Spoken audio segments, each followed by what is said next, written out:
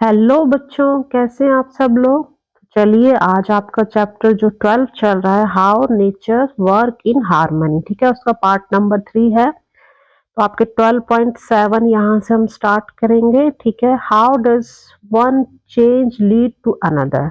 ठीक है, अगर कोई भी, जैसे हमारी जो चेन हमने देखा, फूड चेन चल रही है, यहाँ पे हमने जो एग्जाम्पल देखे हैं, ठीक है, तो उसमें क्या है, अगर कोई भी स्टार्टिंग में कोई भी ऑर्गेनिज्म है, अगर उसमें कोई भी चेंज हो जाता है तो उसका इफेक्ट जो हमारी पूरी जो चेन चलती है आगे तक, उस पे वो पूरा इफेक्ट उसका पड़ता है। ठीक है, तो इसमें क्या था कि जो कोई भी स्मॉल चेंज है can lead to many others. ठीक है, कोई भी एक स्मॉल चेंज होता है उसके कारण और भी बहुत ज्यादा चेंजेस आगे होते रहते हैं। जैसे एग्जाम्पल आपको दिया है कि जो many plants in A pond, ठीक है, पॉन्ड जो होता है उसमें हमारा इकोसिस्टम है, ठीक है, उसमें बहुत सारे क्या होते हैं, प्लांट होते हैं। तो वो क्या होते हैं, डाइंग बिकॉज ऑफ पॉल्यूशन। अगर वो पॉल्यूशन के कारण मरना शुरू हो जाते हैं, या फिर हम बोल सकते हैं कि खत्म होना शुरू हो जाते हैं, तो उससे क्या होगा फिर आगे, with fewer plants less oxygen will be produced in water. तो उससे प्लांट्स अगर खत्म हो जाएंगे तो हमारा जो वाटर है, पॉन्ड है, उसमें क्या होगा, ऑक्सीजन की कमी हो जाएगी, क्योंकि जो प्लांट है वो ऑक्सीजन क्या कर रहे हैं, प्रोड्यूस कर रहे हैं, जो फोटोसिंथेसिस कर रहे हैं, तो उससे क्या हो जाएगा, ऑक्सीजन की कमी हो जाएगी। और उसमें क्या, उससे क्या हो जाएगा हमारा कि जो हमारी क्या है, जो फिश की पॉपुलेशन होगी हमारी वाटर बॉडी में, जो वाटर में जो फिश की पॉपुलेशन है वो हमारी क्या हो जाएगी, धीरे धीरे कम होना शुरू हो जाएगी।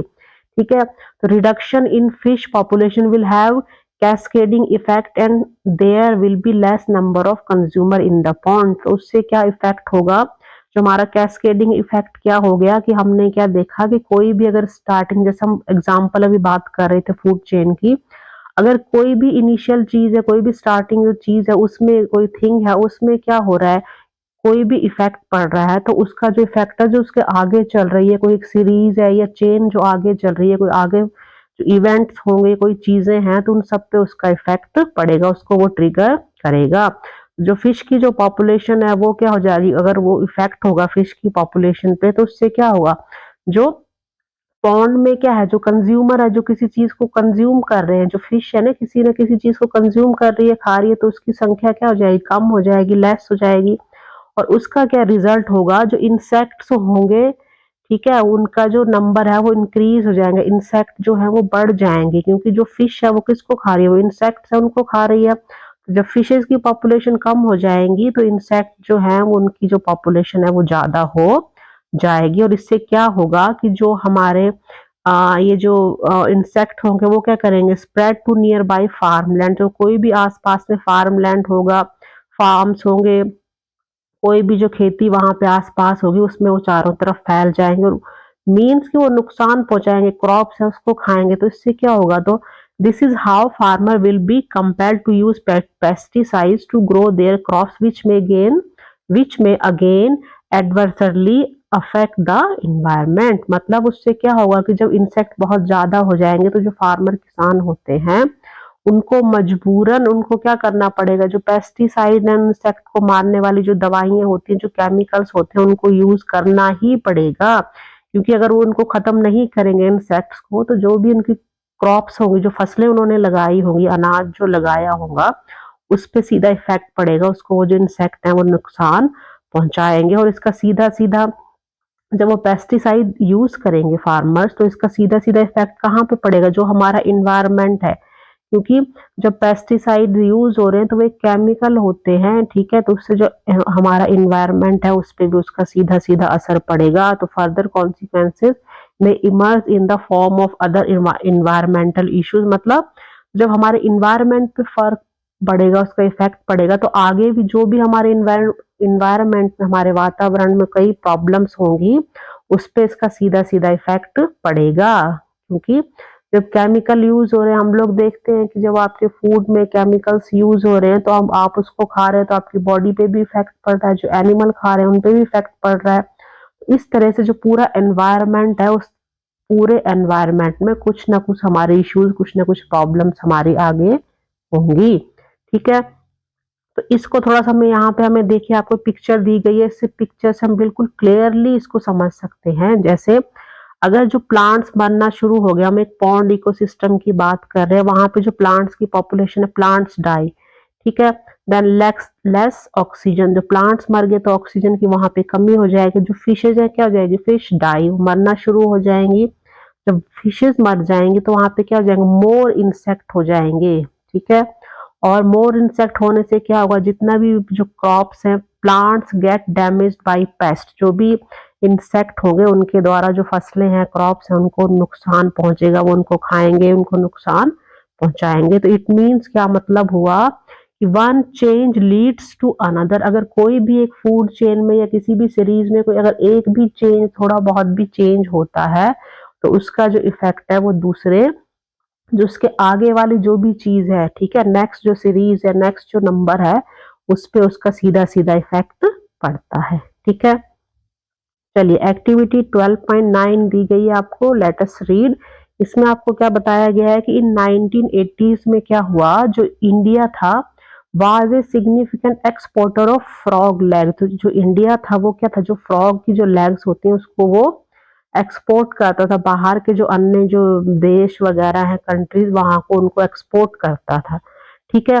तो कौन सी जो स्पीसीज थी, यहाँ पे आपको ये पिक्चर भी दिखाई गई है यहाँ पे, ठीक है। तो वो जो फ्रॉग थे वो थे आपके बुल फ्रॉग, उनका इंडियन बुल फ्रॉग उनका नाम था, ठीक है। साइंटिफिक नाम देखें, थोड़ा सा टफ होगा बोलने के लिए, होफ्लोबैट्राकस, ठीक है, टाइग्रीनस, ठीक है। ये 12.14 में आपको पिक्चर दी गई है। तो इसमें क्या हुआ कि large scale harvesting led to a decline of frog population. तो उससे क्या हो गया, जो भी हमारे हार्वेस्टिंग थी, ठीक है, जो हमारे उसमें क्या इफेक्ट पड़ा कि जब उसकी फ्रॉग थी उसकी लैग को एक्सपोर्ट करता था, तो उसमें क्या हो गया, जो फ्रॉग की जो पॉपुलेशन थी उसमें क्या हो गया, कमी आ गई। कमी कैसे आ गई, उसके लिए फ्रॉग को या तो मारा जाता था या फिर जो भी डेड थे, जिस तरह से भी उनको मतलब कंज्यूम किया जाता था, उसकी फ्रॉग को फिर लैग को वहां पे एक्सपोर्ट किया जाता था। उसके कारण क्या हो गया, फ्रॉग जो हो गए उनकी जो पॉपुलेशन थी, उनकी जो संख्या थी, उसमें धीरे धीरे कमी आने शुरू होगी। तो इससे क्या हो गया, जब कमी आ गई तो फ्रॉग जो थे वो क्या इंसेक्ट्स को खाते थे, ठीक है।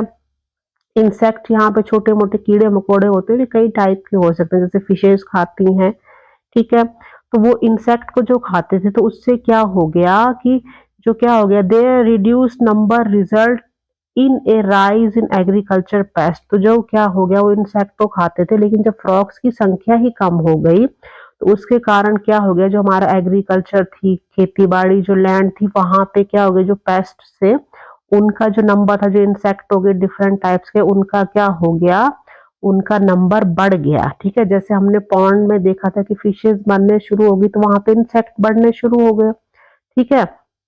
तो फिर क्या हो गया कि जो फोर्सली जो फार्मर थे उनको क्या करना पड़ा, to use more synthetic pesticide which harm the environment, soil and water quality. तो क्या हो गया, तो जब इंसेक्ट्स बढ़ गए, जो पेस्ट बढ़ गए, तो वो किसको नुकसान पहुंचा रहे थे, जो भी क्रॉप्स फसलें लगी थी। तो इसके कारण क्या होता है, जो किसान जो होते हैं उनको मजबूरी में क्या करना पड़ता है, जो भी पेस्टिसाइड्स हैं, ठीक है, मतलब जो उनको मारने के लिए जो दवाइयां हैं, केमिकल हैं, ठीक है, उनको यूज करना पड़ता है, क्योंकि उसको तो अपनी फसल बचानी है। तो इसके कारण क्या होता है, जब केमिकल यूज किए जाते हैं तो इसका जो सीधा सीधा इफेक्ट भी जो हमारा एनवायरनमेंट है वहां पे पड़ता है, जब हम इतना केमिकल यूज करते हैं, ठीक है। एनवायरनमेंट पे पड़ता है, सॉइल पे पड़ रहा है, जो वाटर क्वालिटी, हर चीज पे उसका क्या हो रहा है, इफेक्ट पड़ रहा है, ठीक है। तो इससे क्या हो गया, मतलब जो and affected the overall environmental and human health. तो एनवायरमेंट पे तो फर्क पड़ ही रहा था, लेकिन साथ साथ में जो ह्यूमन हेल्थ है उस पे भी इसका इफेक्ट पड़ रहा था, ठीक है। तो फिर क्या हुआ, जो गवर्नमेंट ऑफ इंडिया थी उन्होंने क्या किया, उन्होंने जो उसकी फ्रॉग की जो लैग को एक्सपोर्ट किया जाता था उसको उन्होंने क्या कर दिया, बैन कर दिया। इसलिए to prevent further ecological damage, इसलिए उन्होंने उसको एक्सपोर्ट बंद कर दिया, ताकि आगे जो फ्यूचर में कोई और भी जो हमारे इकोलॉजिकल जो कोई भी डैमेज या प्रॉब्लम्स ना आए, तो उसके लिए उसका फिर इम्पोर्ट जो एक्सपोर्ट था उसको बंद कर दिया गया, ठीक है। तो इसका फिर क्या हुआ, an ecosystem stay in balance with interaction among organism and their environment. ठीक है, की पॉपुलेशन एंड रिसोर्सेज स्टेबल। तो जो इकोसिस्टम होता है उसमें भी क्या होना चाहिए, हमारा एक बैलेंस होना चाहिए। तो बैलेंस कब होगा, जब उसमें जो जो भी उसमें ऑर्गेनिज्म है, ठीक है, उनका आपस में क्या होता है, इंटरेक्शन होता है। जैसे हमने पढ़ा है पहले भी कि जो बायोटिक और ए बायोटिक कंपोनेंट है वो एक दूसरे से इंटरलिंक्ड होते हैं और डिपेंडेंट होते हैं। ठीक है, तो इसी तरह तो उसका इफेक्ट कहाँ पे पड़ता है, जो एनवायरनमेंट है, ठीक है, उस पे भी इफेक्ट पड़ता है। और उसके कारण जो पॉपुलेशन होती है और जो रिसोर्सेज होते हैं वो भी, उन सब चीजों पे इफेक्ट पड़ता है। ठीक है, क्योंकि फूड चेन ऐसे ही तो चलती है कि एक जो है दूसरे एनिमल को खा रहा है, वो चाहे प्लांट्स को खा रहा है, ठीक है, प्रोड्यूसर कंज्यूमर जो हमने पढ़े हैं पहले। तो इस तरह से ये जो चेन है, एक सीरीज है, वो हमारी इकोसिस्टम में चलती रहती है। उसी के कारण क्या होता है, जो ये बैलेंस जो होता है वो स्थिर क्या है, आपका डायनेमिक है, फिक्स्ड नहीं है। ठीक है, तो इसमें क्या होता है, it can be disrupted by natural और ह्यूमन मेड चेंजेस। मतलब अगर कोई भी इसमें नेचुरली या फिर ह्यूमन के द्वारा कोई अगर इसमें चेंजेस आते हैं, कोई इफेक्ट पड़ता है, तो उसका जो पूरा जो इफेक्ट होगा सिर्फ एक चीज पे या एक उस पे नहीं पड़ेगा, जो कंपोनेंट है वो पूरा हमारा जो एनवायरनमेंट होगा, जो नेचर होगा, उस चीज पर पूरा इफेक्ट पड़ेगा। ठीक है, चलिए तो आगे इसमें आपका है, how do interaction maintain balance in ecosystem. अब हम देखेंगे कि हम ये देख रहे हैं कि इंटरेक्शन तो होता है।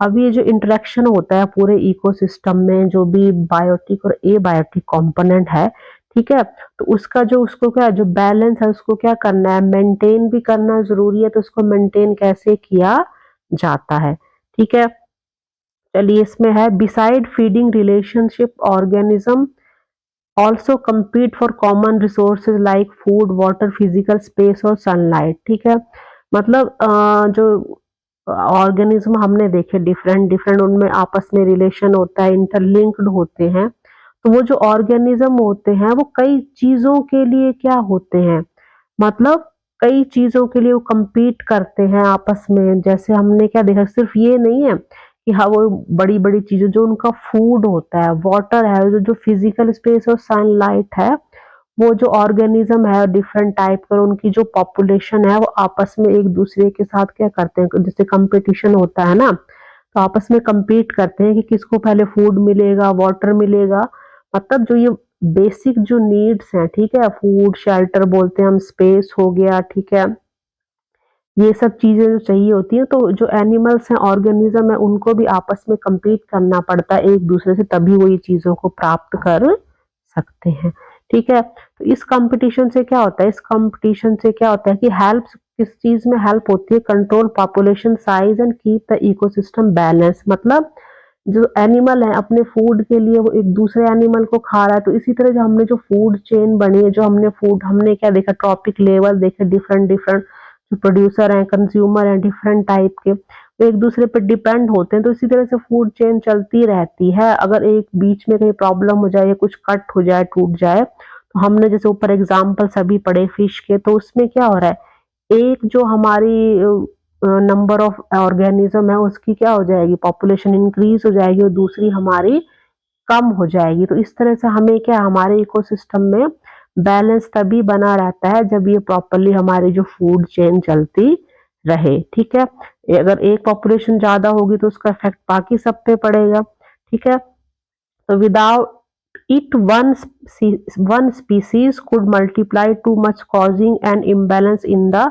इकोसिस्टम। मतलब वही है कि अगर एक कोई पॉपुलेशन ज्यादा हो जाएगी तो जो हमारा इकोसिस्टम है उसका जो क्या होगा, वो इम्बैलेंस हो जाएगा, उसका बैलेंस खराब हो जाएगा इकोसिस्टम में। तो इसीलिए उसके बैलेंस के लिए जरूरी है कि जो हमारी फूड चेन है वो प्रॉपरली हमारी चलती रहे। ठीक है, and there are other types of relationship too. इसके अलावा भी बहुत सारे रिलेशनशिप होते हैं जो हम ऑर्गेनिज्म है उनमें आपस में देखते हैं, जो भी बायोटिक और एबायोटिक हमारे कंपोनेंट है। जैसे इसमें आपने एग्जांपल किसमें दिए गए हैं, फिगर जो है 12.16 है उसमें दिए गए हैं। तो आप उसमें व्हाट डू यू ऑब्जर्व, आप उसमें क्या ऑब्जर्व कर रहे हैं। ठीक है, साइड में लेफ्ट साइड में आपको ये पिक्चर दी गई है। ठीक है, तो यहाँ पे क्या कंपटीशन हो रहा है among a community in an ecosystem.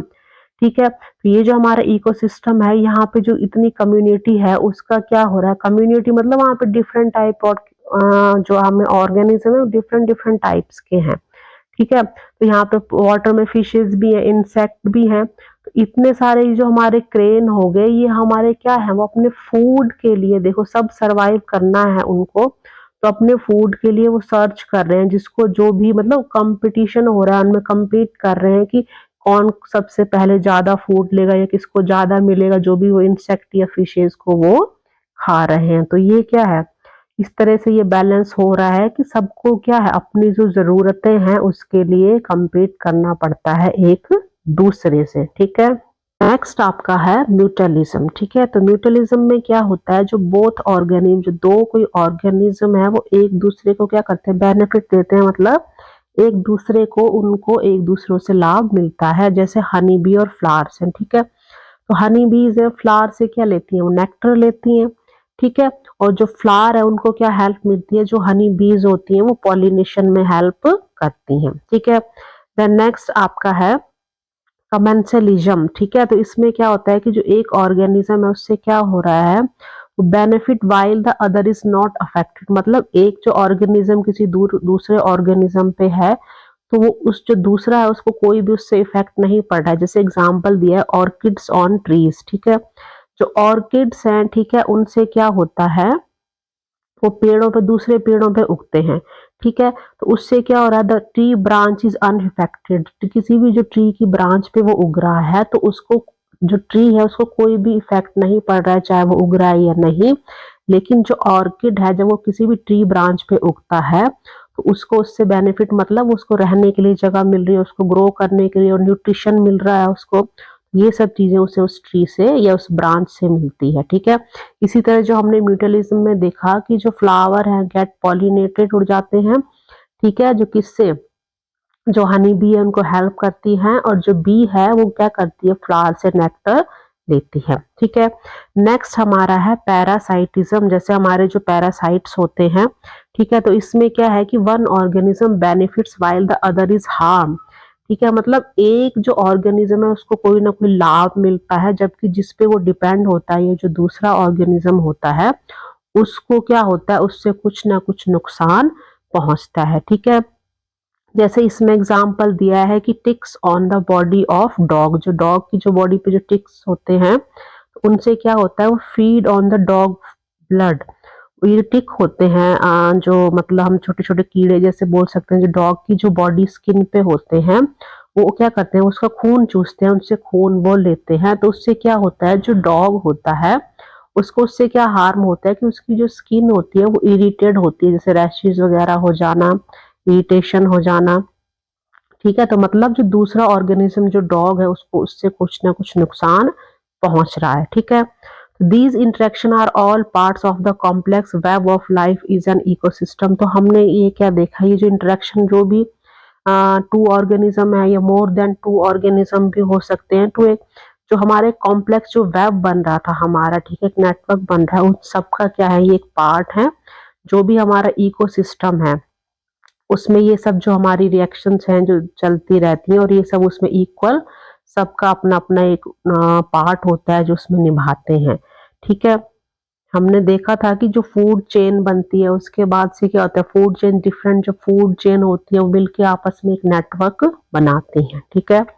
Be a scientist, तो इसमें क्या है कि Asif Jawahar Thomas John Singh, AJT John Singh, जो क्या है एक साइंटिस्ट थे, फेमस इंडियन जो वाइल्ड लाइफ बायोलॉजिस्ट थे।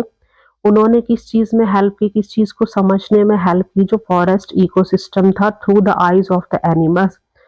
मतलब उन्होंने जो एनिमल थे, जो वहां के जानवर थे, उनके नजरिए से, उनकी आंखों से देखा, और इसको जो इकोसिस्टम था उसको समझाने में उन्होंने हेल्प की।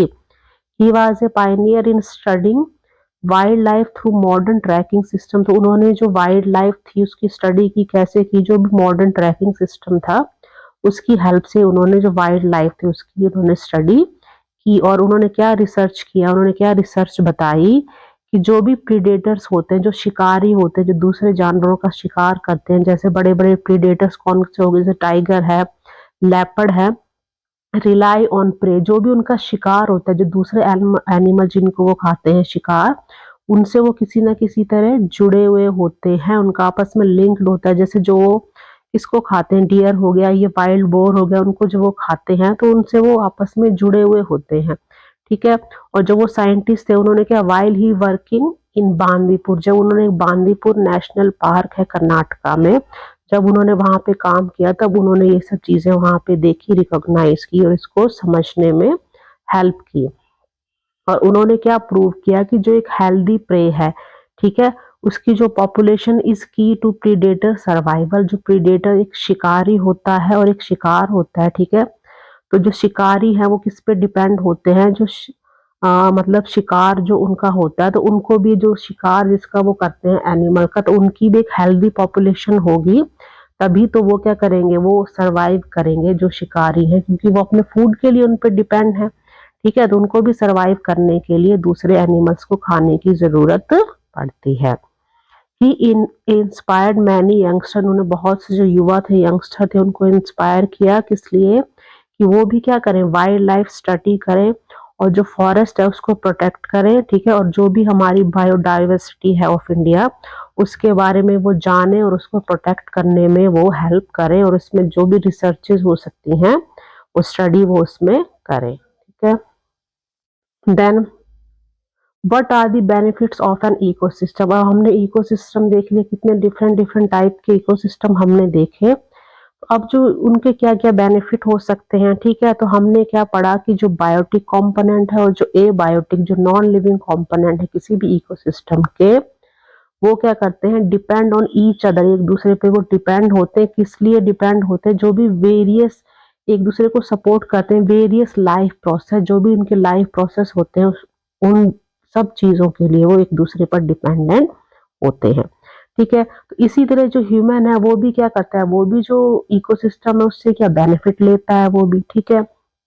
जैसे हम देखते हैं जो फॉरेस्ट क्या होता है, जो फॉरेस्ट है वो हमें क्या देता है, फ्रेश एयर देता है, फर्टाइल अच्छी उपजाऊ भूमि देता है, फूड देता है, फाइबर देता है, टिम्बर जो लकड़ी होगी, और जो मेडिसिन है, मतलब जो भी फॉरेस्ट है उसमें जो भी डिफरेंट टाइप्स के प्लांट होता है तो उससे हमें बहुत सारी चीजें हमें मिलती हैं। तो इसी तरह से जो एक्वाटिक इकोसिस्टम हो गया, जो पानी से रिलेटेड हमारा इकोसिस्टम हो गया, वो हमें क्या देता है, वो पानी देता है हमें, और उसके साथ ही वो हमें फूड देता है। मीन्स कि पानी तो हमें मिल रहा है, लेकिन जो एक्वाटिक इकोसिस्टम में जो एनिमल्स होते हैं, जैसे फिशेस वगैरह होते हैं, सी एनिमल्स होते हैं, तो मतलब लोगों के क्या है, वो फूड का एक साधन है, ठीक है। जैसे सी फूड खाते हैं, तो उसी तरह से जो ह्यूमन है इन सब चीजों पे वो भी क्या इकोसिस्टम पे डिपेंड होता है, ठीक है।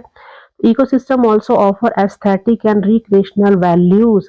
तो इस तरह से आपकी क्या डिफरेंट टाइप की जो जैसे आपकी अटैचमेंट है उसके साथ वैल्यूज, डिफरेंट एस्थेटिक और रिक्रिएशनल वैल्यूज होती हैं, ठीक है। तो यानी कि एक दूसरे को क्या हो रहा है, एक दूसरे पे डिपेंड है, ह्यूमन भी डिपेंड है, और अपने जो रिसोर्सेज है उसके लिए तो वो अपना जो इको जो भी डिफरेंट डिफरेंट इकोसिस्टम है उसके ऊपर वो निर्भर है, ठीक है। These this benefits and supports our well-being are shows how closely nature and humans are connected। तो मतलब हमने क्या देखा कि जैसे जो ह्यूमन है और जो इकोसिस्टम का और अदर ऑर्गेनिज्म है एक दूसरे पर डिपेंडेंट है, लिंक्ड है, तो मतलब उनसे क्या और एक दूसरे को कोई ना कोई बेनिफिट सबको मिल रहा है, एक दूसरे को वो सपोर्ट कर रहे हैं क्योंकि वो एक दूसरे से जुड़े हुए हैं, डिपेंडेंट है। तो इस तरह से हमें पता चलता है कि जो हमारा नेचर है और ह्यूमन की जो लाइफ है, जो ह्यूमंस हैं वो आपस में एक दूसरे के साथ किस तरह से वो कनेक्टेड है और जुड़े हुए हैं वो, ठीक है। तो however when we overuse और misuse natural resources we disturb the balance in nature. तो हमने देखा जब वो एक दूसरे के साथ वो लिंक्ड और कनेक्टेड है तो हमारा जो इकोसिस्टम है वो बैलेंस्ड उसमें चल रहा है, ठीक है। लेकिन जब हम क्या कर रहे हैं, जब ये भी जो इकोसिस्टम में जो भी चीजें हैं या जो हमारे रिसोर्सेज हैं, ठीक है, जब हम उसका ओवर यूज है तो हम बहुत ज्यादा यूज कर रहे हैं, उसका मिस यूज कर रहे हैं, गलत यूज कर रहे हैं हमारे नेचुरल रिसोर्सेज का, तो उससे क्या हो रहा है, जो हमारा जो नेचर है उसका जो बैलेंस है वो क्या हो रहा है, डिस्टर्ब हो रहा है, वो खराब हो रहा है। किसी भी चीज को ज्यादा यूज करोगे या उसका गलत प्रयोग करोगे तो जो बैलेंस बना है नेचर में वो हमारा खराब हो जाएगा, ठीक है। So now let us look at, हम देखते हैं कि रियल लाइफ एग्जांपल हम देखते हैं of A threaten ecosystem, the Sundarban. ठीक है, अब सुंदरबन के बारे में देखते हैं हम लोग। ठीक है, तो सुंदरबन क्या है, वो भी खतरे की कगार पे है। जो हमारा एक इकोसिस्टम है सुंदरबन, वहां पे है मैंग्रोव फॉरेस्ट इन सुंदरबन। ठीक है, तो सुंदरबन क्या होता है, एक लार्जेस्ट मैंग्रोव क्या है, वो फॉरेस्ट है। कहाँ पे है, इन द वर्ल्ड। ये ध्यान रखिएगा कि वर्ल्ड का सबसे लार्जेस्ट मैंग्रोव फॉरेस्ट है सुंदरबन। ठीक है, और ये कहाँ पे है, ये हमारा है गंगा और जो ब्रह्मपुत्र जो रिवर है, जब आपस में वो मिलती है, कहाँ पे मिलती है, वो इंडिया और बांग्लादेश जो है, वहां पे जब गंगा और ब्रह्मपुत्र मिलती है तो वहां पे मैंग्रोव जो सुंदरबन से हमारे वो फॉरेस्ट है वहां पे। ठीक है, तो जो सुंदरबन फॉरेस्ट एंड रिवर्स क्या है, वो सुंदरबन तो फॉरेस्ट है, और जो रिवर्स आर है किसका, वेरियस किसका होम है वहां पे, मतलब बहुत से फ्लोरा, जो बहुत से डिफरेंट टाइप ऑफ के प्लांट्स हैं, फोना है, एनिमल्स। ठीक है, डिफरेंट टाइप के एनिमल्स और जो फ्लावर्स हैं, पेड़ पौधे, उनका वही क्या है, घर है। तो many of which are endanger, मतलब वहां पे कुछ ऐसी चीजें जो एनिमल्स ये हैं वो भी क्या है, खत्म होने की कगार पर हैं। एंडेंजर स्पीसीज उन्हें कहते हैं जिनके जो नंबर्स है, जो संख्या है, वो क्या हो रही है, वो कम हो रही है। ठीक है, तो Sundarban protect us by showing down strong winds and waves during storm and floods. तो जो सुंदरबन जो है वो हमें किससे प्रोटेक्ट करते हैं, बचाते हैं, जब बहुत ज्यादा तेज जो हवाएं चलती हैं और वेव्स आती हैं। ठीक है, तूफान आते हैं, फ्लड्स आते हैं, तो उनसे वो हमें बचाने में हेल्प करता है। ठीक है, जो ट्रीज होते हैं ऑल्सो ऑब्जर्व क्या करते हैं, हमें ये तो सबको ही पता है कि वो कार्बन डाइऑक्साइड जो है CO2, उसको वो क्या करते हैं, एयर जो है हमारी, उससे वो ऑब्जर्व करते हैं, और जो ऑक्सीजन है उसको वो रिलीज करते हैं। ठीक है, तो बिकॉज ऑफ इट्स इम्पोर्टेंस, तो जब हमने देखा कि जो सुंदरबन है उसकी इतनी ज्यादा इम्पोर्टेंस है, ठीक है, इतने वो महत्वपूर्ण है हमारे लिए, ठीक है, हमारे नेचर के लिए, तो जो United Nations educational scientific and cultural जो ऑर्गेनाइजेशन है, जिसको यूनेस्को कहते हैं, उन्होंने क्या किया, जो सुंदरबन है उसको क्या कर दिया, वर्ल्ड हेरिटेज साइट उनको 1987 में डिक्लेयर कर दिया, उसको घोषित कर दिया। ठीक है, तो जो सुंदरबन है वो क्या हो गए, वो हमारे हो गए सीरियस थ्रेट, मतलब वो खतरे की कगार पर है। ठीक है, जो सुंदरबन है हमारे, तो जो मैंग्रोव ट्रीज क्या होते हैं, जो मैंग्रोव ट्रीज है उनको क्या किया जा रहा है, जो लकड़ी के लिए, फ्यूल वुड के लिए उनको काटा जा रहा है। ठीक है, और जो फार्मिंग के लिए भी उनको काटा जा रहा है। उसके अलावा जो इलीगल हंटी, जो वहां पे एनिमल्स जानवर रहते हैं उनका शिकार हो रहा है। फिर जो भी वहां पे फॉरेस्ट जो रिसोर्सेज है उनका ओवर यूज हो रहा है, बहुत ज्यादा यूज हो रहा है। उसके कारण क्या हो रहा है, जो ट्रीज फॉरेस्ट खत्म हो रहे हैं, तो उससे जो वाइल्ड लाइफ वहां पे है, जो एनिमल्स रहते हैं, डिफरेंट टाइप के ऑर्गेनिज्म वहां पे रहते हैं, तो उनके लिए भी क्या हो गया, खतरा बन गया है। जो फॉरेस्ट ये सब चीजें खत्म हो जाएंगी तो उनके जो होम है, घर है, वो भी क्या हो जाएंगे, वो भी डिस्ट्रॉय हो जाएंगे, खत्म हो जाएंगे। वो कहाँ पे रहेंगे फिर। ठीक है, तो पॉल्यूशन फ्रॉम, और इसके अलावा और कौन कौन, जो इंडस्ट्रियल हमारा वेस्ट है उसके कारण पॉल्यूशन हो रहा है। जो अनट्रीटेड जो सीवेज वगैरह गंदगी है, जिसको ऐसी जैसे आप पानी में फेंक देते हैं, बहा देते हैं, रिवर्स में चली जाती है, तो उसके कारण भी क्या चीजें डैमेज हो रही है, जो वाटर है वो खराब हो रहा है, प्रदूषित हो रहा है। और साथ ही साथ जो हैबिटेट है, डिफरेंट टाइप्स ऑफ ऑर्गेनिज्म का जो हैबिटेट है वो भी प्रदूषित हो रहा है। और जो कई ह्यूमन एक्टिविटीज होती हैं, ठीक है, डिस्टर्ब करती हैं the natural way ecosystem work. जो भी इकोसिस्टम एक नेचुरली चल रहा है, तो उसमें अगर ह्यूमन कुछ ना कुछ आके गलत करते हैं तो वो भी हमारा डिस्टर्ब हो जाता है।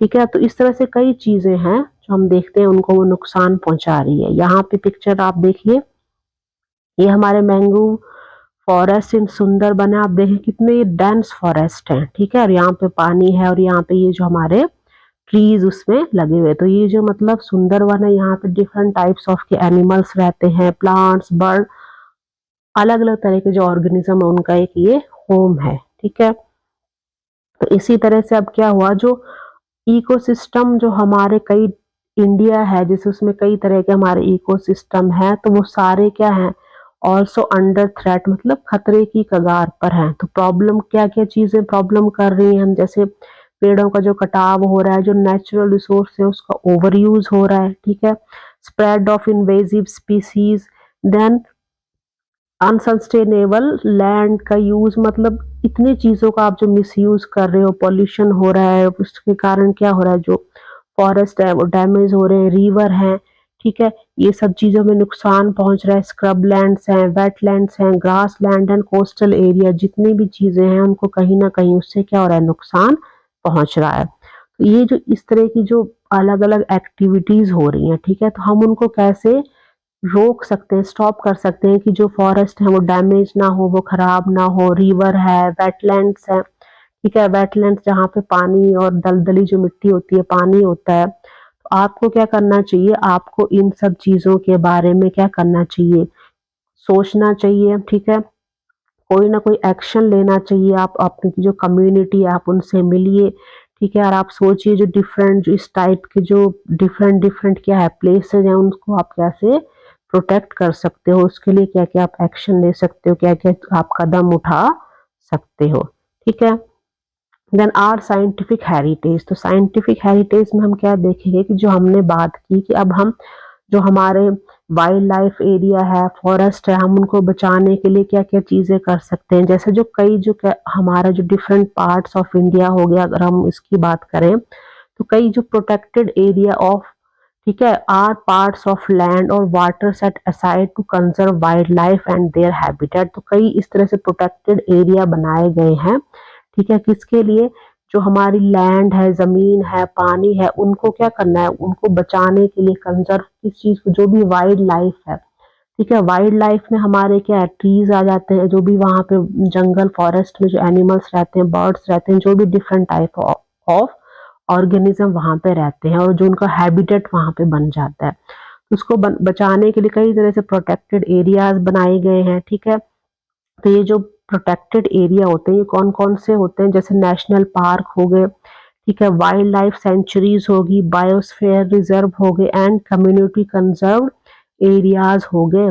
इन सब एरिया में क्या होता है, ये सब एरिया जो प्लेसेस बनाए गए हैं ये किस में हेल्प करते हैं, प्रोटेक्ट एंटायर हैबिटेट, जो पूरा जो हैबिटेट है किसी भी ऑर्गेनिज्म का उसको बचाने में हेल्प करते हैं, और उसके साथ साथ उसमें जो भी एंडेंजर, जो भी खत्म होने की कगार पे जो भी एनिमल्स हैं, बर्ड्स हैं, या फिर बहुत अलग अलग जो रेयर हमारे प्लांट्स हैं, ठीक है, कई हमारे प्लांट्स हैं वो भी तो खत्म हो रहे हैं, ठीक है। अब इसके एग्जाम्पल आप देखेंगे कौन कौन से हमारे जैसे एग्जाम्पल है, जैसे जिम कॉर्बेट नेशनल पार्क जो हमारा उत्तराखंड है, ये टाइगर्स के लिए है। फिर हमारा मानस नेशनल पार्क ये आसाम में है। नीलगिरी बायोस्फीयर रिजर्व है हमारे वेस्टर्न घाट में है। चिल्का लेक जो है हमारी ये उड़ीसा में है, ठीक है। एगलेनिस्ट वाइल्ड लाइफ जो आपकी है ये है सेंचुरी हमारी अरुणाचल प्रदेश में है। उसके अलावा हमारा हेमिस नेशनल पार्क लेह में है। केबुल लेमजाओ नेशनल पार्क मणिपुर में है। पायरोटन आइलैंड, ठीक है, मेरीन जो नेशनल पार्क है वो गुजरात में है। Protected area play a big role in saving nature for future generation, ठीक है। तो ये जो हमने देखे कुछ थे, इसके अलावा भी बहुत सारे हमारे इंडिया में national different different national park हैं, बायोस्फीयर रिजर्व हैं, ठीक है, जिसमें से कुछ हमने यहाँ पे एग्जाम्पल देखे। तो ये जितने भी ये जो प्रोटेक्टेड एरियाज बनाए जाते हैं ये बहुत ही महत्वपूर्ण एक इम्पोर्टेंट रोल प्ले करते हैं किस चीज में, जो हमारा नेचर है उसको सेव करने में, क्योंकि जब हमारा नेचर सेव होगा तो उससे क्या होगा, जो आने वाली जो फ्यूचर जो नेक्स्ट जनरेशन होगी उसको भी इससे बेनिफिट मिलेगा। अगर हम अभी एनिमल्स या ऑर्गेनिज्म को बचाएंगे तभी तो आगे के लिए वो जीवित जिंदा रह पाएंगे, ठीक है।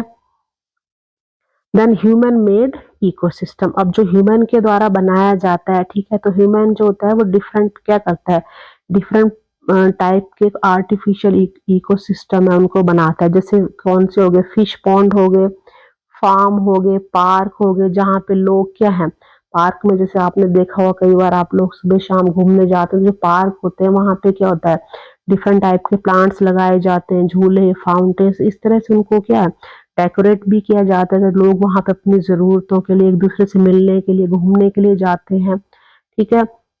तो इसी तरह से well designed these can help reduce pollution, तो अगर उसको इस तरह के जो एरियाज बनाए जाते हैं या ह्यूमन मेड जो भी इकोसिस्टम बनाए जाते हैं, अगर उसको प्रॉपरली अच्छे से डिजाइन किया जाए तो तो ये जो पॉल्यूशन है उसको वो कम करने में, उसको रिड्यूस करने में वो हेल्प कर सकते हैं। और उसके साथ क्या, जो भी हमारी बायोडाइवर्सिटी है उसको वो सपोर्ट कर सकते हैं। और उसके साथ ही रिक्रिएशनल स्पेस फॉर पीपल, मतलब लोगों के जहाँ घूमने फिरने या एंजॉय करने के लिए इस तरह के वो स्पेस वो अच्छे से वो बना सकते हैं। और उसके अलावा अगर ऐसा ना हो तो क्या है, जो भी नेचुरल इकोसिस्टम है needs human care and management. इसके अलावा मतलब जब आप ये चीजें बनाओगे तो जो भी क्या है आपका नेचुरल इकोसिस्टम है, ये जो भी ह्यूमन द्वारा बनाए जाते हैं उसको आपने क्या मैनेज भी करना पड़ेगा उसको, ठीक है। उसको ह्यूमन केयर भी चाहिए, मैनेजमेंट भी चाहिए। मतलब कई टाइप की अगर आप कोई चीज बनाते हो तो उसको मेंटेन करने के लिए भी कई चीजों की जरूरत पड़ती है। तो can you name any human made ecosystem in your area. तब आप अपने आसपास देखिए कि इस तरह से कोई ह्यूमन के द्वारा कोई इकोसिस्टम बनाया गया है, इकोसिस्टम, ठीक है। जैसे हम पार्क वगैरह आप लोग अपने घर के आसपास देखिए, कई तरह के आपको पार्क दिखाई देते होंगे जहां आप शाम को घूमने टहलने चले गए या आपके ग्रैंड पेरेंट्स जाते होंगे, तो वहां क्या है पार्क में आपको बैठने के लिए चेयर्स मिल जाएंगी। वहां पे प्लांटेशन डिफरेंट टाइप के ट्रीज प्लांट होंगे, फ्लावर्स होंगे, वहां आपको घूमने में अच्छा लगेगा। आप अपने दोस्तों के साथ अपने रिलेटिव के साथ बैठेंगे बात करेंगे, ठीक है। तो इस तरह से वहां पे कई चीजें होंगी, तो उन सब चीजों को क्या है मेंटेन भी करना पड़ता है, प्रॉपर मैनेजमेंट भी उसके लिए चाहिए, ठीक है। How do healthy ecosystem serve our farms. जो भी अब हमारे फार्म्स बनाए जाते हैं तो उसमें जो हेल्दी इकोसिस्टम है वो कैसे आप देखेंगे, कैसे उसमें सर्व कर रहा है वो। तो हमने क्या देखा कि जो फार्मिंग जो होती है, किसान है जो फार्मिंग करते हैं, वो एक जो लोग है वहाँ का क्या है वो मेजर लाइवलीहुड है। मतलब इन इंडिया, इंडिया में जो ज्यादातर जो किसान है वो खेती के ऊपर डिपेंड है, ठीक है। तो इससे क्या होता है कि जो अगर जो आप खेती करोगे फार्मिंग करोगे तो उसको भी तो आपने प्रॉपरली क्या करना पड़ेगा, मैनेज करना पड़ेगा। अच्छे से खेती बाड़ी होगी, उसको प्रोटेक्ट करना पड़ेगा, हर चीज उसमें डालनी पड़ेगी, ठीक है। तो अगर उसको आप अच्छे से करेंगे, ठीक है, तो ये जो हमारी फार्मिंग होती है जो वो भी क्या पूरा जो हमारा एनवायरनमेंट है उस पे भी वो इफेक्ट करती है। तो हर चीज अच्छी होगी तो आगे भी जो हमारी नेक्स्ट जनरेशन है उनको भी इससे क्या होता है बेनिफिट मिलता है, ठीक है। और जो लोग हैं, जैसे इंडिया की बात हो रही है, तो यहाँ पे जो फार्मर हैं जो किसान है वो कई सालों से, थाउजेंड ऑफ ईयर से, मतलब कई हजारों सालों से वो क्या कर रहे हैं इस चीज को, वो जो हमारी फूड है उसको ग्रो कर रहे हैं, मतलब वो खेती का काम कर रहे हैं, फसलों को वो उगा रहे हैं। और आज नहीं वो कई हजार सालों से इन चीजों में वो हेल्प कर रहे हैं और उसको ग्रो कर रहे हैं, ठीक है।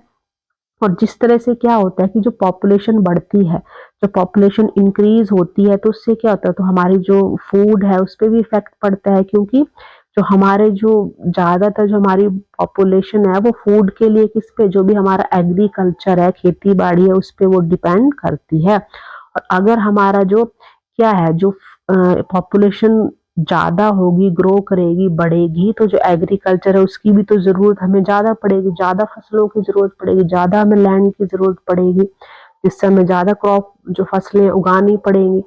तो क्या हुआ कि जब 1950 और 1965 के बीच में क्या हो गया, जो इंडिया थी उसमें वहां पे उसमें क्या हो गया, फूड क्राइसिस हो गए due to low crop of production. मतलब जो फसलों, मतलब खाने की जो फूड क्राइसिस हो गई, खाने की कमी होगी, मतलब जो फूड का जो क्रॉप थी फसलें उसका जो प्रोडक्शन था वो कम हुआ, तो जिसके कारण उसकी कमी हो गई। क्योंकि पॉपुलेशन तो बढ़ रही थी लेकिन जो क्रॉप प्रोडक्शन था वो कम हो रहा था, और जो पॉपुलेशन इंक्रीज होगी तो उसकी वो कमी हो गई, ठीक है।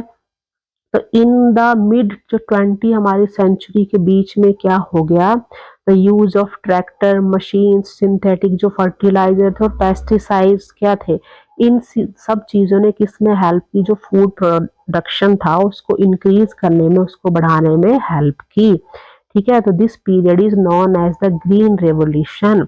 तो उस पीरियड को ग्रीन रेवोल्यूशन कहते हैं, क्योंकि पहले जो लोग खेती बाड़ी करते थे हल चलाना हाथों से करना, लेकिन उसके साथ ही क्या होगा, जब 20 सेंचुरी के मिड में क्या हुआ, जैसे मशीनों का यूज शुरू हो गया, ट्रैक्टर का, सिंथेटिक फर्टिलाइजर आ गए, इन सब चीजों ने फूड जो प्रोडक्शन था उसको बढ़ाने में हेल्प की, ठीक है। और ये जो पीरियड था हमारा ये ग्रीन रेवोल्यूशन कहलाया गया, ठीक है।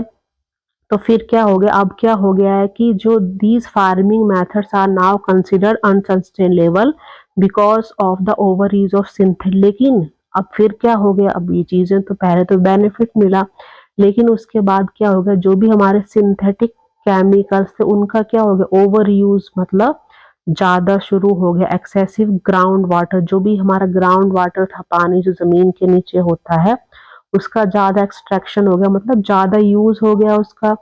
सिंथेटिक जो केमिकल्स है, जैसे हम पेस्टिसाइड्स की बात करते हैं, उनका जो ओवर यूज हो गया, वो ज्यादा यूज होने लगे हमारी क्रॉप में, ठीक है। और उसके अलावा क्या होता है कि growing only one type of crop for commercial gain, जैसे लोगों ने क्या किया, अपने कमर्शियल, अपने उसके चीजों के लिए एक ही तरह फसलों को मतलब एक ही फसल को, अपने जो लैंड थे उसमें एक ही तरह की फसल को उगाना शुरू कर दिया। तो उससे भी क्या होता है, how do these practices harm both the environment and human health. तो इससे क्या हो गया, इस तरह के जो ये काम शुरू हो गए, उससे क्या हो गया, जो हमारी जो एनवायरनमेंट था और जो ह्यूमन हेल्थ, इन दोनों को इससे इफेक्ट पड़ा, दोनों को इनके जो नेगेटिव नुकसान थे, हार्मफुल इफेक्ट इसके होने लगे। ठीक है, एक ही लैंड पर बार बार एक ही क्रॉप प्रोडक्शन होता रहेगा तो जो लैंड है उसकी फर्टिलिटी कम होती रहेगी। ठीक है, तो मैनी साइंटिस्ट, अब कई जो साइंटिस्ट थे उन्होंने क्या बिलीव किया कि ओवर यूजिंग, मतलब जो हम पेस्टिसाइड्स थे उनका ओवर यूज हो रहा है, बहुत ज्यादा हम यूज कर रहे हैं पेस्टिसाइड्स का अपने क्रॉप पे। क्यों? ताकि उससे जो जो क्रॉप प्रोडक्शन है वो ज्यादा हो, और एक ही तरह की सेम टाइप की जो क्रॉप थी, एक तो फसल थी, उसको ही बार बार हम एक सेम जो लैंड थी, एक ही जमीन पर बार बार हम एक जो फसल थे उसको उगा रहे थे, जिसके कारण क्या हो, जो सॉइल थी उसकी फर्टिलिटी कम हो गई और सॉइल डिग्रेडेशन हो गया। तो अंडरस्टैंडिंग इकोसिस्टम क्या, इसी तरह से क्या हुआ, जो इकोसिस्टम को आप अंडरस्टैंड कर सकते हो, पढ़ सकते हो, तो वो हमें किस में हेल्प कर सकता है, adopt better and more sustainable farming practices. अगर अच्छे से हम अपने इकोसिस्टम को समझ सके तो वो अच्छी तरह से हमारे में जो फार्मिंग है, जो प्रैक्टिसेस है, मतलब डिफरेंट क्रॉप प्रोडक्शन करने में हमें डिफरेंट टाइप से हेल्प कर सकता है। नेक्स्ट एक्टिविटी 12.10 लेट अस सर्वे। तो एक सर्वे दिया गया है, हम देखेंगे उसको। ठीक है, visit a nearby farm with your parents और teacher, interact with farmer in your community to find out about the farming practices they adopt. ठीक है, तो आप भी अपने आसपास देखिए, कोई भी वहां पे कोई फार्मर हो, ठीक है, किसान वगैरह हो जो खेती बाड़ी करते हैं, या कोई और भी हो सकते हैं, तो आप वहां जाइए, अपने पेरेंट्स के साथ जाइए, टीचर्स के साथ जाइए, और आप उनसे पूछेंगे कि वो जो फार्मर है, ठीक है, वो किस तरह की जो खेती है वो अडॉप्ट करते हैं, मतलब किस तरह की खेती बाड़ी वो करते हैं, जो अलग अलग तरह की जाती हैं। ठीक है, और आपने क्या करना है, जाने से पहले आप क्या करेंगे, एक आप लिस्ट बनाएंगे क्वेश्चंस की। ठीक है, जो भी आपने उस फार्मर से पूछने हैं उन क्वेश्चंस की आप एक लिस्ट बना लीजिए। ठीक है, और आपने क्या करना है, to find out the pesticides and other farms input they use, और आप उनसे जो मतलब क्या क्या क्वेश्चन पूछेंगे कि वो कौन से पेस्टिसाइड्स यूज करते हैं, कौन कौन सी फार्मिंग के जो तरीके हैं वो करते हैं। ठीक है, एंड वेदर दे रीयूज और recycle material to improve their crops, और ऐसे कौन कौन से जो मटेरियल्स हैं, चीजें वो यूज करते हैं जो आप बार बार, मतलब उनको बार बार आप रीयूज करते हैं, रिसाइकिल करके बार बार उनको रीयूज करते हैं। तो यहाँ पे आपको कुछ नीचे क्वेश्चंस दिए गए हैं। ठीक है, जो आपने लिस्ट बनानी है कि आप किस तरह के जो क्वेश्चन है उस फार्मर से आप पूछ सकते हैं। ठीक है, तो फर्स्ट क्वेश्चन आपका है, that is have you ever farming practices change over time and why.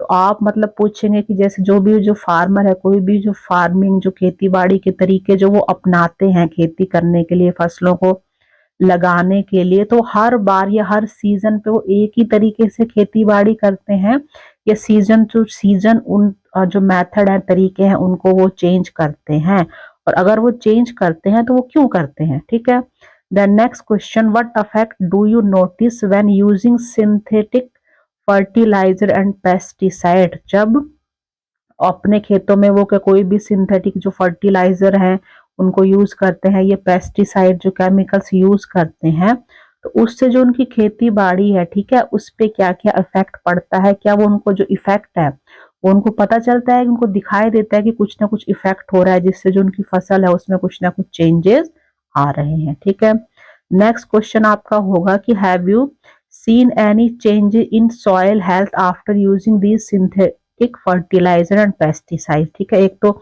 जो आपकी फसल्स हैं उसमें चेंजेस हो रहे हैं, आपको कुछ नजर आ रहा है। दूसरा ये क्वेश्चन होगा कि जो भी आपकी जो जमीन है, ठीक है, उसमें जो सॉइल है, मिट्टी है, उसकी जो हेल्थ है उसमें आपको कुछ फर्क नजर आ रहा है, कुछ चेंज नजर आ रहा है, उसका टेक्सचर है। ठीक है, जैसे जो हम लोग जो मिट्टी है उसकी जो जांच की जाती है उससे पता लग जाता है कि उसमें कितने न्यूट्रिएंट हैं या नहीं है।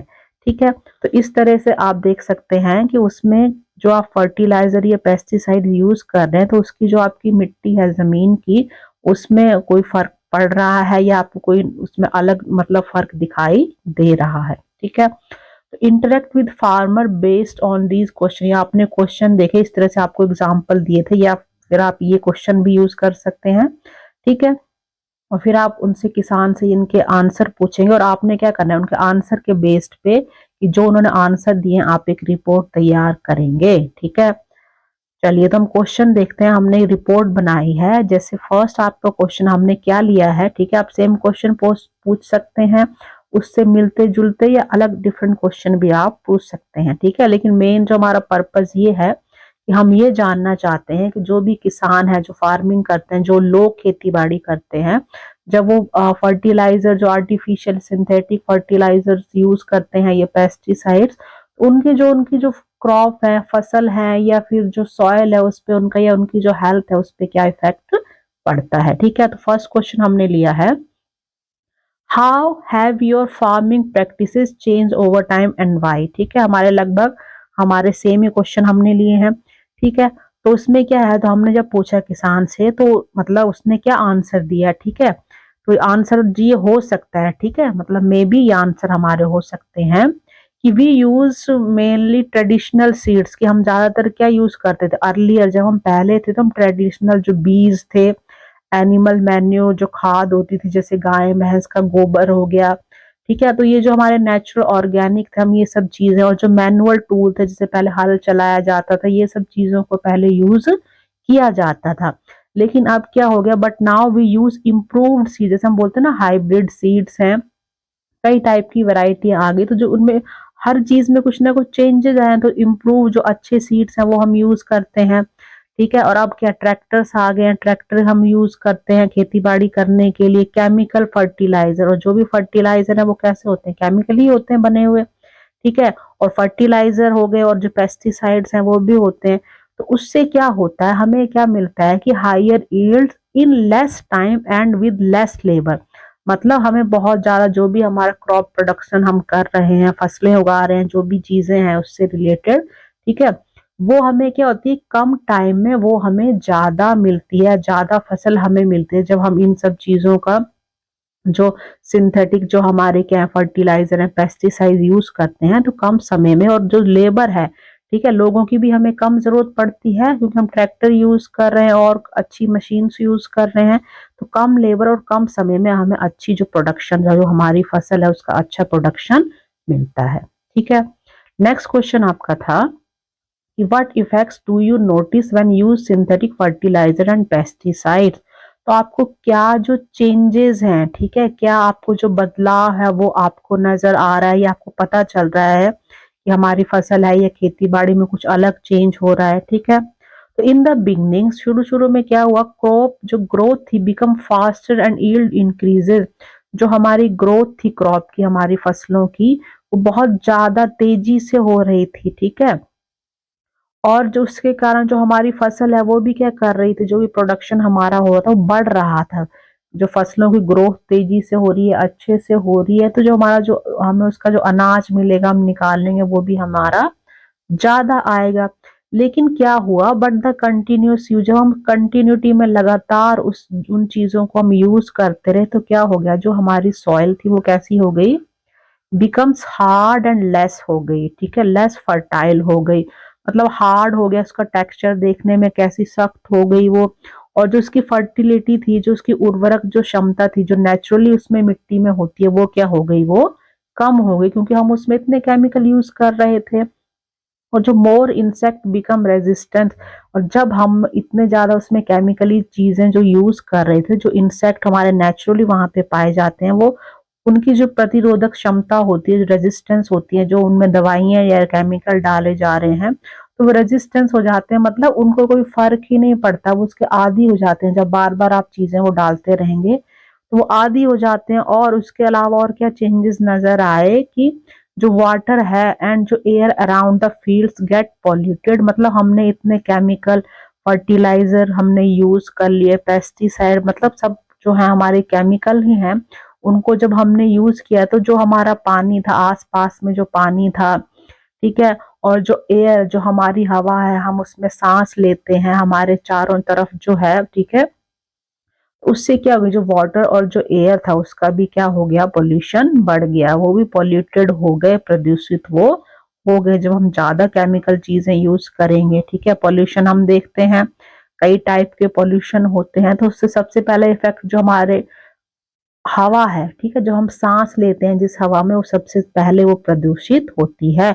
और वो केमिकल जब हम इनहेल करते हैं, हवा जो ऑक्सीजन है वो हमारी बॉडी में एंटर कर जाते हैं, जिससे हमें हमारी जो हेल्थ है उसको भी नुकसान पहुंचता है। ठीक है, नेक्स्ट थर्ड क्वेश्चन था कि have you seen any change in soil. अभी इसमें पूछा गया है कि जो सॉइल की जो मिट्टी है उसकी हेल्थ में आपको कोई चेंजेस आए जब हमने ये सिंथेटिक जो फर्टिलाइजर पेस्टिसाइड यूज किए, तो उससे जो हमारी मिट्टी थी उसमें भी हमें कोई अलग बदलाव हमें दिखाई दिया क्या, चेंज।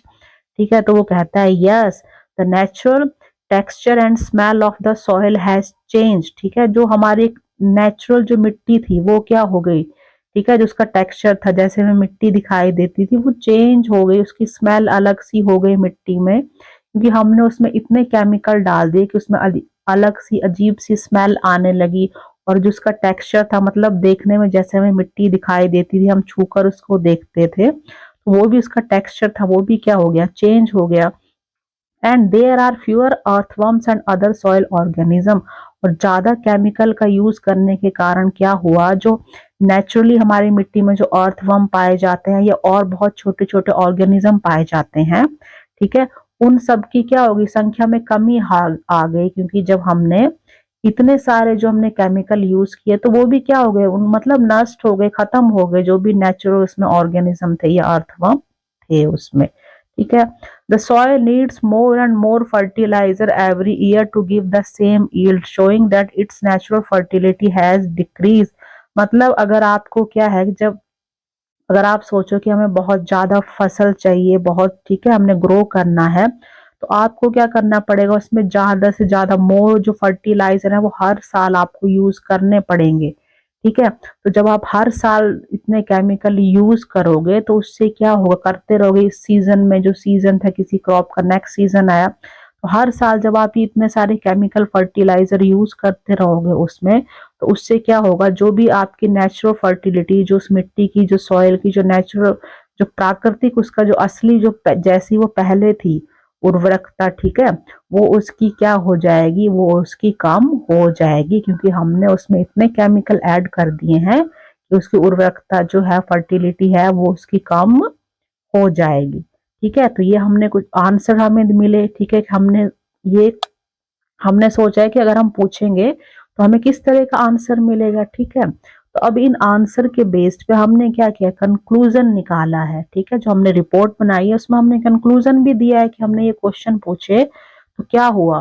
तो फ्रॉम सच इंटरेक्शन, जब हमने किसी किसान या खेतीबाड़ी जो करने वाले लोग हैं उनसे बात की, जैसे फार्मर से की, तो हमें क्या पता चला कि जो सिंथेटिक फर्टिलाइजर और पेस्टिसाइड क्या करते हैं, बहुत ही शॉर्ट टर्म में, मतलब एक छोटे समय में जो भी हमारी फसल है उसको बहुत, उसकी जो ग्रो पावर हो गई उसकी, ठीक है, उसकी जो क्षमता है उसको इंक्रीज कर देते हैं।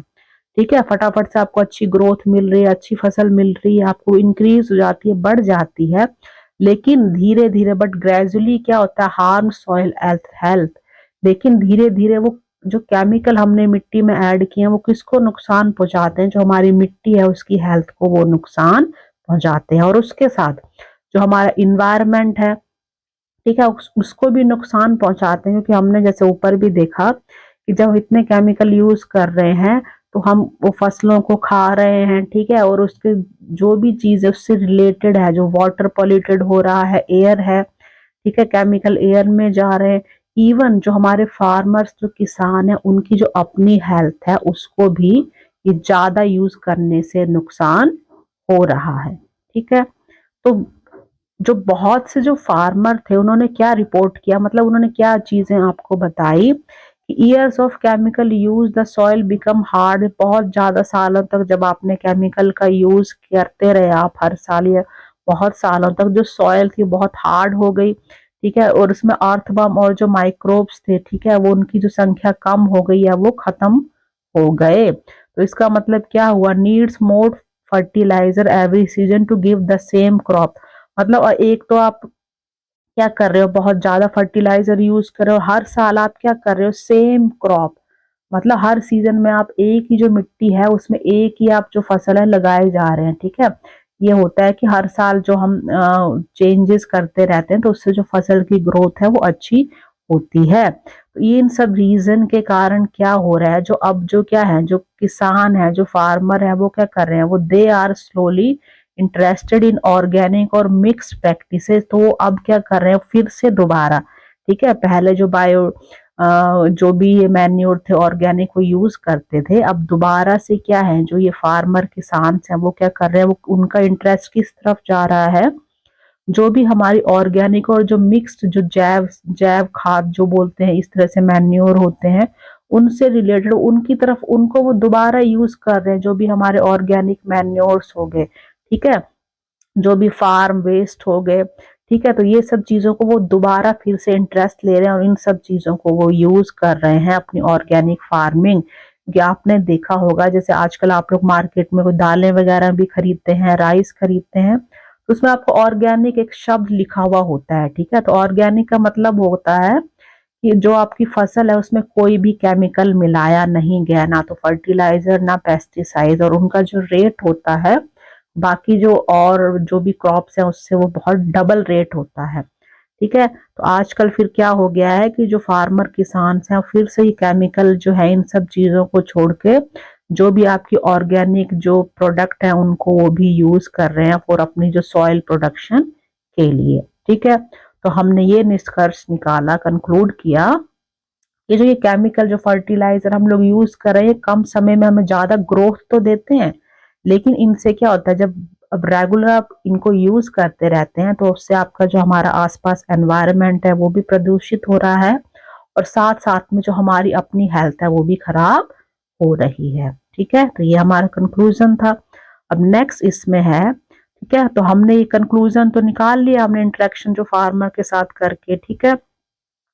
अब इसमें नेक्स्ट है कि जो सिंथेटिक जो फर्टिलाइजर और पेस्टिसाइड होते हैं बहुत ही वाइटल रोल प्ले करते हैं किसमें, जो भी हमारी क्रॉप प्रोडक्शन है उसको इम्प्रूव करने में, और ये डिफरेंट जो कंट्रीज है उनको वो हेल्प कर रहे हैं, जैसे इंडिया हो गई, like India become food secure, मतलब आप उनको हेल्प कर रहे हैं और अच्छे से अच्छे ज्यादा से ज्यादा आपको ये फूड जो इसको ग्रोथ करने में हेल्प मिल रही है। लेकिन इसके साथ क्या होता है, however there long term use can affect the environment and soil health. जब आप इसको लॉन्ग टर्म ज्यादा समय तक बहुत ज्यादा यूज करोगे, तो ये हम ऊपर सब पढ़ चुके हैं, ठीक है, तो इससे क्या होगा, जो भी हमारा एनवायरमेंट है, हमारा पर्यावरण है, और जो हमारी मिट्टी है उसकी जो हेल्थ है उस पे इसका क्या होगा, अफेक्ट पड़ेगा।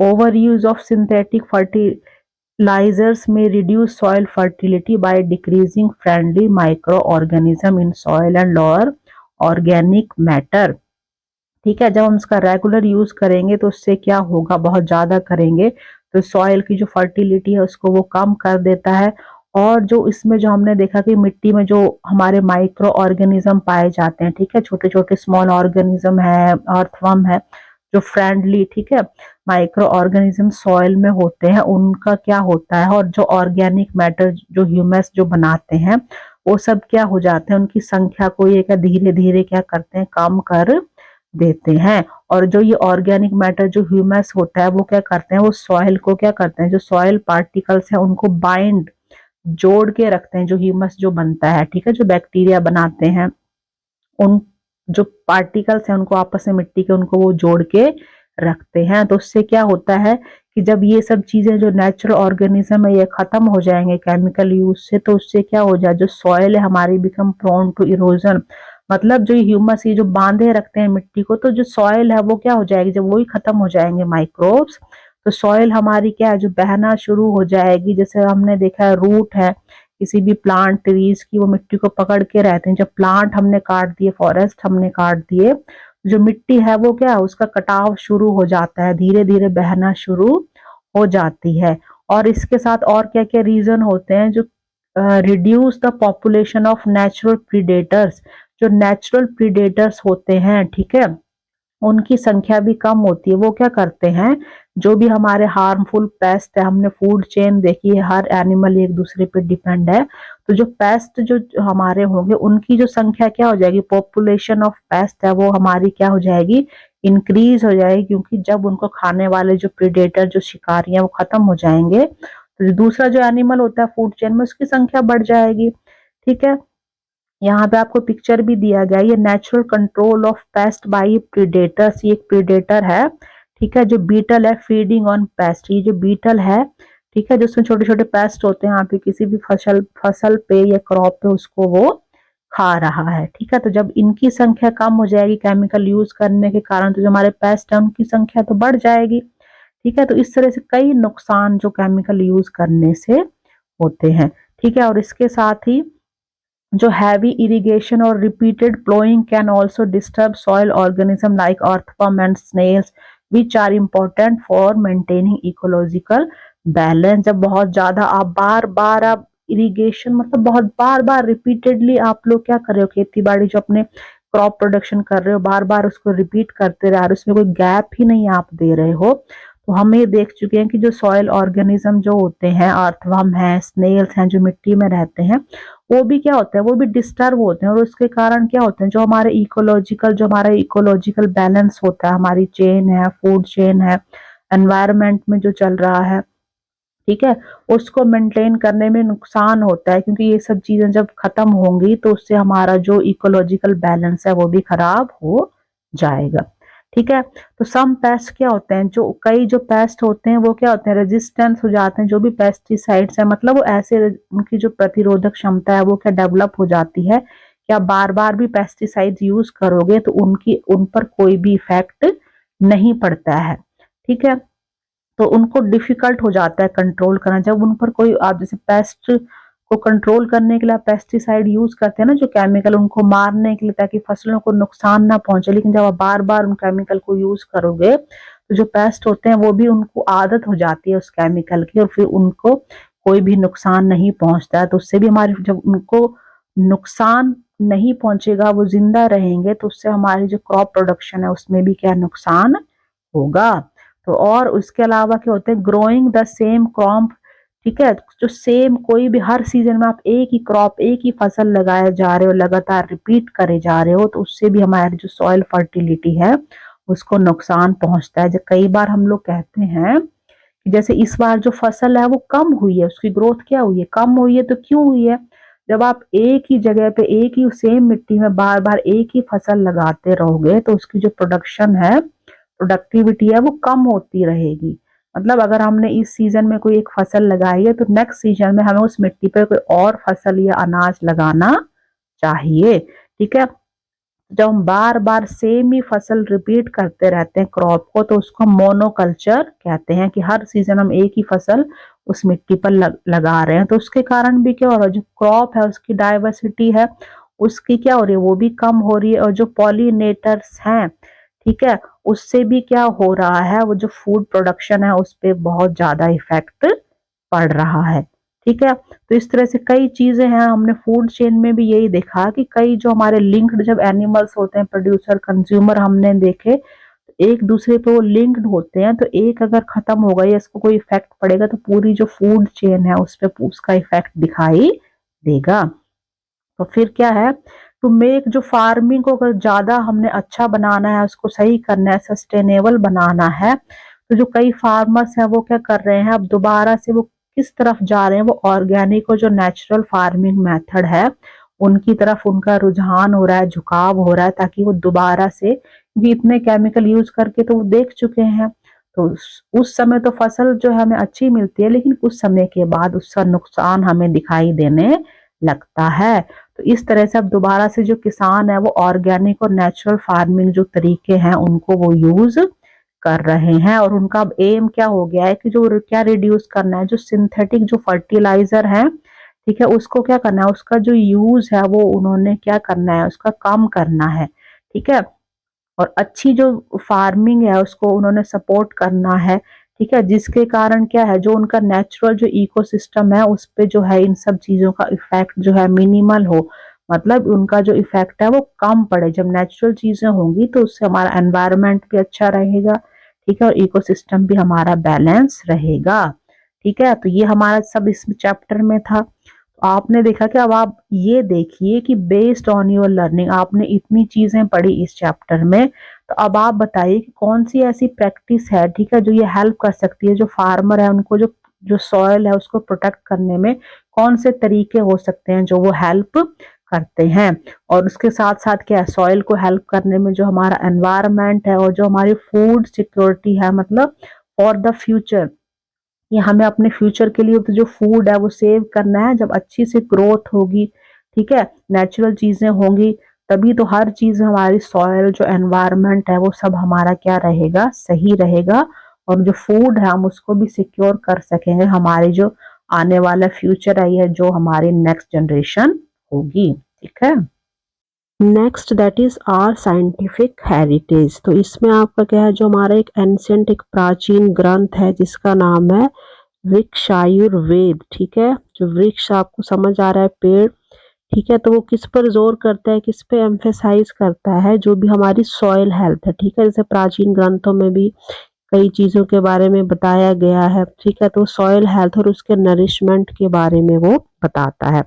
और इस ग्रंथ में एक अच्छे से मतलब स्ट्रांगली ये चीज बताई गई है, ये लिखी गई है कि अगर जो हमारी सॉइल है उसको क्या करना है, हमने कंटिन्यूसली लगातार उसको नरिशमेंट देना है, उसको अच्छे बनाए रखना है, उसकी जो फर्टिलिटी पावर है उसको बनाए रखना है। तो उसके लिए उन्होंने क्या एक ऑर्गेनिक जो मैन्योर जो खाद होती है उसको बताया गया, उसके बारे में बताया गया है। जैसे जो उसका नाम है कुनापा जल।